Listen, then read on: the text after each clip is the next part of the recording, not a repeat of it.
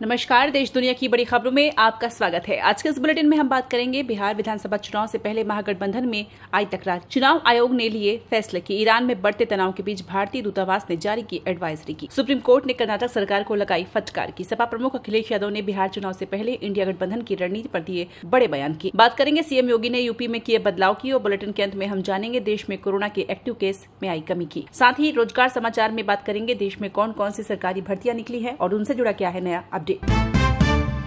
बिहार विधानसभा चुनाव से पहले महागठबंधन में तकरार। हेमंत सोरेन की पार्टी जेएमएम ने आरजेडी की बढ़ाई टेंशन। बिहार विधानसभा चुनाव 2025 से पहले महागठबंधन में तनाव बढ़ गया है। झारखंड मुक्ति मोर्चा, जेएमएम और राष्ट्रीय जनता दल आरजेडी के बीच सीट बंटवारे को लेकर तकरार तेज हो गई है। जेएमएम ने बिहार में झारखंड से सटी 12 से 16 सीटों पर दावेदारी ठोकी है, खासकर आदिवासी बहुल क्षेत्रों में जहां उसका संगठनात्मक आधार मजबूत है।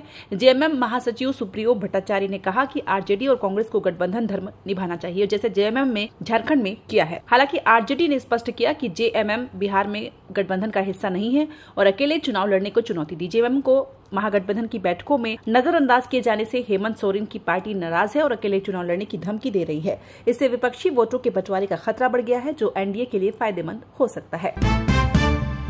वोटिंग प्रोसेस की निगरानी बढ़ाने के लिए चुनाव आयोग अब सभी मतदान केंद्रों पर लगेंगे कैमरे, लाइव होगी वेबकास्टिंग। बिहार चुनाव से लागू होगा नियम। बिहार विधानसभा चुनाव 2025 से पहले चुनाव आयोग ने मतदान प्रक्रिया की निगरानी बढ़ाने के लिए बड़ा फैसला लिया है। अब सभी मतदान केंद्रों पर 100% वेबकास्टिंग होगी, जो पहले केवल 50% केंद्रों तक सीमित थी। यह नियम बिहार चुनाव से लागू होगा, जो अक्टूबर-नवंबर में होने की संभावना है। वेबकास्टिंग के लिए कैमरे मतदान केंद्रों पर लगाए जाएंगे, जो मतदाता कतार, पहचान प्रक्रिया और अन्य गतिविधियों की लाइव निगरानी करेंगे, लेकिन वोट की गोपनीयता बरकरार रखी जाएगी। इंटरनेट न होने वाले क्षेत्रों में वीडियोग्राफी या फोटोग्राफी जैसे विकल्प अपनाए जाएंगे। नियंत्रण कक्ष राज्य, जिला और विधानसभा स्तर पर स्थापित होंगे, जहां नोडल अधिकारी निगरानी करेंगे। ये डेटा आयोग के आंतरिक उपयोग के लिए होगा। इस कदम से पारदर्शिता बढ़ेगी और अनियमितताओं पर तुरंत कार्रवाई संभव होगी। विपक्षी नेता राहुल गांधी की सीसीटीवी फुटेज मांग के बाद यह निर्णय चर्चा में है।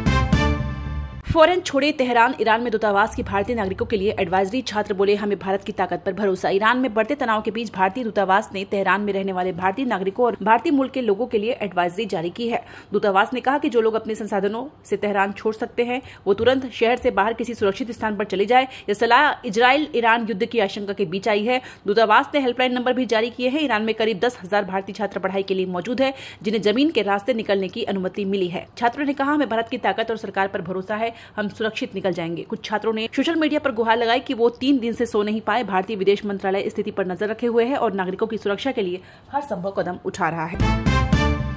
एसबीआई ने एफडी की ब्याज दरों में कटौती की। 1 साल की फिक्स्ड डिपॉजिट पर 6.25% ब्याज मिलेगा। भारतीय स्टेट बैंक एसबीआई ने अपनी फिक्स्ड डिपॉजिट एफडी की ब्याज दरों में कटौती की घोषणा की है। नई दरों के अनुसार 1 साल की अवधि वाली फिक्स्ड डिपॉजिट पर अब 6.25% की ब्याज दर मिलेगी। यह बदलाव आज से प्रभावी है। एसबीआई ने यह निर्णय मौजूदा आर्थिक परिस्थितियों और reserve bank of India RBI की मौद्रिक नीति के आधार पर लिया है। अन्य अवधियों की एफडी दरों में भी मामूली बदलाव किए गए हैं, जिसमें 2 से 3 साल की एफडी पर 6.5% और 5 साल की एफडी पर 6.75% ब्याज मिलेगा। वरिष्ठ नागरिकों को अतिरिक्त 0.5% ब्याज का लाभ मिलता रहेगा। विशेषज्ञों का मानना है कि कटौती बैंकों के धार लागत को कम करने और ग्राहकों के सस्ते लोन उपलब्ध कराने की रणनीति का हिस्सा हो सकती है। निवेशकों को अब अपनी बचत योजनाओं की समीक्षा करनी पड़ सकती है। G7 समिट, इजराइल ईरान मुद्दे पर सहमति बनना मुश्किल, दावा ट्रंप प्रस्ताव पर साइन नहीं करेंगे। कनाडा के करानास्किस में आयोजित G7 समिट में इजराइल ईरान संघर्ष पर सहमति बनना मुश्किल हो रहा है। अमेरिकी राष्ट्रपति डोनाल्ड ट्रंप ने इस मुद्दे पर संयुक्त बयान पर हस्ताक्षर करने से इंकार कर दिया, जिससे G7 नेताओं के बीच मतभेद उजागर हुए। बयान में इजराइल के आत्मरक्षा के अधिकार और ईरान को परमाणु हथियार से रोकने की बात थी, लेकिन ट्रंप ने इसे ठुकरा लिया। उन्होंने समिट बीच में छोड़कर वाशिंगटन लौटने का फैसला किया, क्योंकि मध्य पूर्व में तनाव बढ़ रहा है। ट्रंप ने ट्रूथ सोशल पर तेहरान के लोगों को तुरंत खाली करने की चेतावनी दी, जिससे अटकलें तेज हो गई। G7 नेताओं ने डी एस्केलेशन और गाजा में युद्ध विराम की मांग की, लेकिन इजराइल ईरान युद्ध पर सीधे युद्ध विराम की मांग नहीं की गई। यूरोपीय नेता ट्रंप से उसकी रणनीति स्पष्ट करने का दबाव बना रहे हैं, लेकिन ट्रंप का रुख अस्पष्ट है। इससे वैश्विक स्थिरता पर चिंता बढ़ रही है।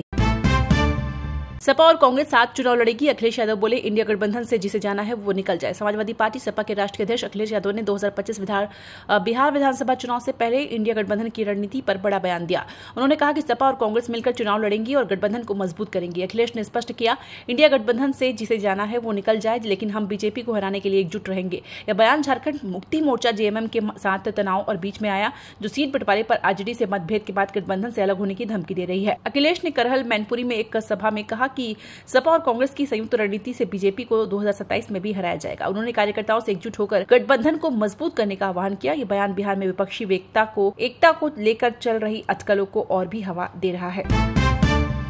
ओडिशा में 2 घंटे प्रधानमंत्री नरेंद्र मोदी सामने आया दौरे का पूरा प्लान। प्रधानमंत्री नरेंद्र मोदी 20 जून 2025 को ओडिशा में 2 घंटे के दौरे पर रहेंगे। वह भुवनेश्वर में भारतीय जनता पार्टी की राज्य सरकार के पहले वर्षगांठ समारोह में शामिल होंगे। सुबह 11 बजे जनता मैदान में आयोजित कार्यक्रम में वे ओडिशा विजन 2036 दस्तावेज जारी करेंगे, जो राज्य के विकास की रूपरेखा प्रस्तुत करता है। इसके बाद वो श्री मंदिर, डिजिटल हुंडी और महापुरुष ग्राम योजना का शुभारंभ करेंगे। मोदी मुख्यमंत्री मोहन चरण मांझी और केंद्रीय मंत्रियों के साथ जनसभा को संबोधित करेंगे, जहां सरकार की उपलब्धियां जैसे सुभद्रा योजना और किसानों के लिए बोनस हाईलाइट की जाएगी। यह उनकी इस साल ओडिशा की छठी यात्रा है। समारोह में 7,500 से अधिक प्रतिनिधि और प्रमुख उद्योगपति शामिल होंगे। यह दौरा बीजेपी के शासन को मजबूत करने और 2036 तक $500 बिलियन की अर्थव्यवस्था का लक्ष्य दोहराने का अवसर होगा। दिल्ली में 33 आयुष्मान आरोग्य मंदिरों का हो शुभारंभ, लोगों को मिलेगी बड़ी राहत। दिल्ली की मुख्यमंत्री रेखा गुप्ता ने 33 आयुष्मान आरोग्य मंदिरों और 17 जन औषधि केंद्रों का उद्घाटन किया। यह आयुष्मान भारत योजना का हिस्सा है, जिसके तहत मुफ्त दवाइयां, पैथोलॉजी टेस्ट, योग और छोटी सर्जरी की सुविधाएं उपलब्ध होंगी। 30 हजारी कोट परिसर में पहले केंद्र का उद्घाटन हुआ। स्वास्थ्य मंत्री पंकज कुमार सिंह ने कहा कि दिल्ली में 1139 ऐसे केंद्र खोलने की योजना है, ताकि प्रत्येक वार्ड में 4-5 केंद्र हो। इन केंद्रों में आयुष्मान कार्ड के बिना भी मुफ्त इलाज मिलेगा। बीजेपी नेताओं ने आपकी मोहल्ला क्लिनिक योजना पर निशाना साधते हुए इसे अपर्याप्त बताया। मुख्यमंत्री ने कहा कि यह प्रधानमंत्री नरेंद्र मोदी की स्वस्थ भारत की परिकल्पना को साकार करेगा। इससे दिल्ली वासियों को सुलभ और गुणवत्तापूर्ण स्वास्थ्य सेवाएं मिलेंगी, जिससे अस्पतालों पर बोझ कम होगा। इंदौर में कोरोना से 2 मरीजों की हुई मौत। देश में नए वेरिएंट से अब तक 109 की जान गई। 6 दिन में एक्टिव केस घटकर 6,836 हुए। इंदौर में कोरोना के नए वेरिएंट XFG के कारण 2 मरीजों की मौत हो गई है, जिससे शहर में इस वेरिएंट से मरने वालों की संख्या बढ़कर 109 हो गई है। स्वास्थ्य विभाग के अनुसार ये मौतें 16 जून 2025 को दर्ज की गई, लेकिन पिछले 6 दिनों में सक्रिय मामलों की संख्या में कमी आई है, जो 10 जून को 7,400 थी, अब घटकर 6,836 रह गई है। मध्य प्रदेश में इंदौर सबसे प्रभावित जिला बना हुआ है, जहां 16 नए मामले सामने आए। नए वेरिएंट की उच्च संक्रामकता के कारण अस्पतालों में मरीजों की संख्या बढ़ रही है, लेकिन मृत्यु दर कम है। स्वास्थ्य मंत्रालय ने मास्क, सामाजिक दूरी और टीकाकरण पर जोर दिया है। विशेषज्ञों का कहना है कि NB.1.8.1 जैसे उप वेरिएंट की निगरानी जरूरी है। स्थानीय प्रशासन ने निगरानी बढ़ा दी है और लोगों से सावधानी बरतने की अपील की है। बिहार झारखंड पहुंचा मानसून। 19 राज्यों में बारिश। राजस्थान में प्री मानसून एक्टिव। यूपी समेत 4 राज्यों में बिजली गिरने से 19 की मौत। भारतीय मौसम विभाग IMD के अनुसार दक्षिण पश्चिम मानसून 17 जून 2025 तक बिहार और झारखंड पहुंच गया है। अगले 2-3 दिनों में इन राज्यों में भारी बारिश और आंधी की संभावना है, जिसके लिए ऑरेंज अलर्ट जारी किया गया है। मानसून गुजरात, मध्य प्रदेश, विदर्भ, छत्तीसगढ़ और ओडिशा के कुछ हिस्सों तक भी फैल चुका है। देश के 19 राज्यों में बारिश का अलर्ट है, जिसमें गंगा के मैदानी इलाके और पूर्वोत्तर राज्य शामिल है। राजस्थान में प्री मानसून गतिविधियां सक्रिय है, जहां धूल भरी आंधी और हल्की बारिश की उम्मीद है। दूसरी ओर उत्तर प्रदेश, बिहार, झारखंड और मध्य प्रदेश में बिजली गिरने से 19 लोगों की मौत हो चुकी है। बिहार में सबसे अधिक 10 मौतें दर्ज की गई है। उत्तर प्रदेश सरकार ने मृतकों के परिजनों को 4 लाख रुपए मुआवजा देने की घोषणा की है। IMD ने किसानों और ग्रामीणों को खेतों में काम के दौरान सावधानी बरतने की सलाह दी है। क्रैश के बाद 5 दिन में दूसरी अहमदाबाद लंदन फ्लाइट कैंसिल। उड़ान से ठीक पहले एयर इंडिया के विमान में तकनीकी खामी का पता चला। अहमदाबाद से लंदन जाने वाली एयर इंडिया की फ्लाइट A159 तकनीकी खामी के कारण रद्द कर दी गई है। यह 12 जून को उसी रूट पर फ्लाइट AI171 के दुर्घटनाग्रस्त होने की बाद 5 दिनों में दूसरी रद्दीकरण है, जिसमें 241 लोगों की मौत हुई थी। फ्लाइट AI159 जो गटविक हवाई अड्डे के लिए उड़ान भरने वाली थी, दिल्ली में अहमदाबाद पहुंची थी। रूटीन जांच में खामी मिलने पर इसे उड़ान से पहले ग्राउंडेड कर दिया गया। एयर इंडिया ने बयान में कहा, विमान की अनुपलब्धता, हवाई क्षेत्र प्रतिबंध और अतिरिक्त जांच के कारण रद्दीकरण हुआ। यात्रियों को वैकल्पिक उड़ानें, होटल ठहरने की सुविधा, रिफंड या मुफ्त रीशेड्यूलिंग की पेशकश की गई। यात्रियों ने सूचना की कमी और असुविधा पर नाराजगी जताई है। ये घटना एयर इंडिया की सुरक्षा और परिचालन तैयारियों पर सवाल उठा रही है।